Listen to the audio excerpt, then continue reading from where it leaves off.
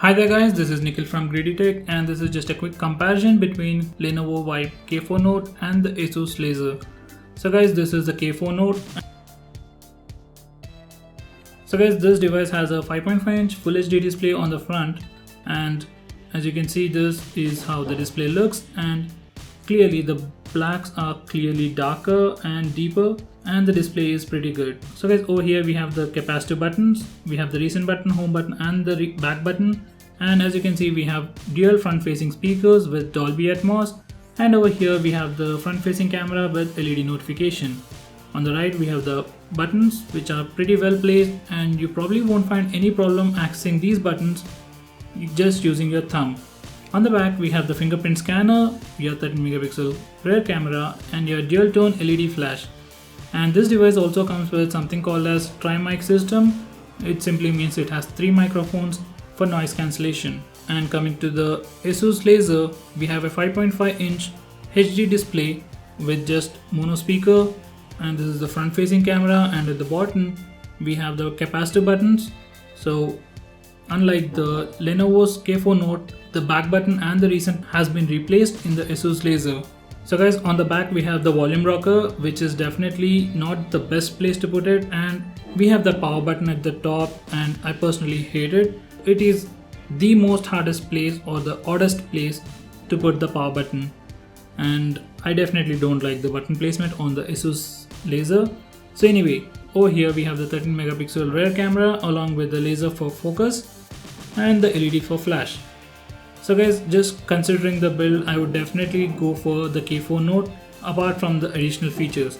So coming to the internal specification of the K4 Note, the K4 Note is powered by a MediaTek MT6735 octa-core processor clocked at 1.3 GHz, and it has 3 GB of RAM and 16 GB of internal storage, out of which you get 8.5 GB for your user apps. You have expandable storage up to 128 GB, and you have the option to move apps or directly install apps to the SD card, and I must say it works really well.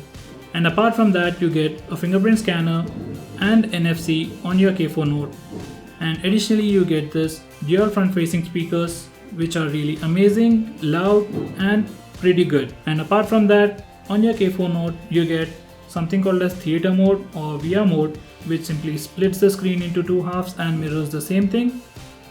And using the Ant VR headset, you can have a very unique theater experience on your K4 Note. So guys, coming to the Asus Laser, the Asus Laser is powered by a Snapdragon 410 processor, which is just a quad-core processor clocked at 1.2 GHz with 2 GB of RAM and 16 GB of internal storage, and you get about 10 GB for your user apps, and you do have the option for expandable storage up to 128 GB.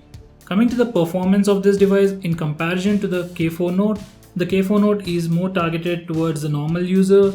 You can't play a lot of high-end games on the K4 Note, whereas on Asus Zenfone Laser, you can play any kind of game because it just has a HD display. So when the pixels on the screen increases, it puts a lot of pressure on the GPU and the CPU, mostly on the GPU. So anyway, as this device has a Full HD display, you can't really play a lot of high-end games, but you won't have any problem with the normal games like say Subway Surfer or Temple Run, or even Candy Crush. Whereas on your Asus Zenfone Laser, you can play any kind of high-end graphic intensive games without any problem, and they all run without any lag or very much lag. So guys, coming to the camera, in my opinion the K4 Note's camera isn't as good as the Asus Laser, and the Asus Laser also has a laser for quick focus, and so we must definitely give the Asus Laser a winning point for its camera.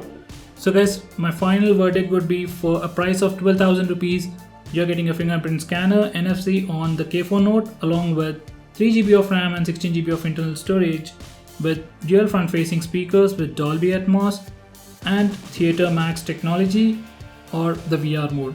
Whereas on the Asus, you get a Snapdragon 410 processor. It's a quad-core processor, but it's pretty good for gaming and all your day-to-day tasks. You just get 2 GB of RAM and a heavily skinned version of Android with a pretty good camera. So if you're a normal user and want to use all the features of Android to its fullest and who wants something like a stock Android experience, then go for the K4 Note, and especially if you don't game a lot, or if you're not interested in playing any high-end graphic games, go for K4 Note. So guys, if you're someone who play a lot of high-end graphic games and someone who wants a good camera, then you should definitely go for Asus Zenfone 2. But personally, I would pick the K4 Note over the Zenfone Laser anytime. That's mainly because I don't play a lot of games. And finally guys, coming to the battery life and the charging capabilities, the K4 Note gets charged in less than 90 minutes from 0 to 100, whereas the Asus Zenfone Laser takes about 2 hours to get fully charged. And coming to the screen on time and the battery performance, both the devices perform very similarly and you get almost the same amount of screen on time. So there you have it guys, this is just a quick comparison between K4 Note and Asus Zenfone Laser. If you have any more doubts, do let me know by commenting below this video. If you like this video, give me a thumbs up and share it with your friends, and subscribe to my channel to see more videos just like this.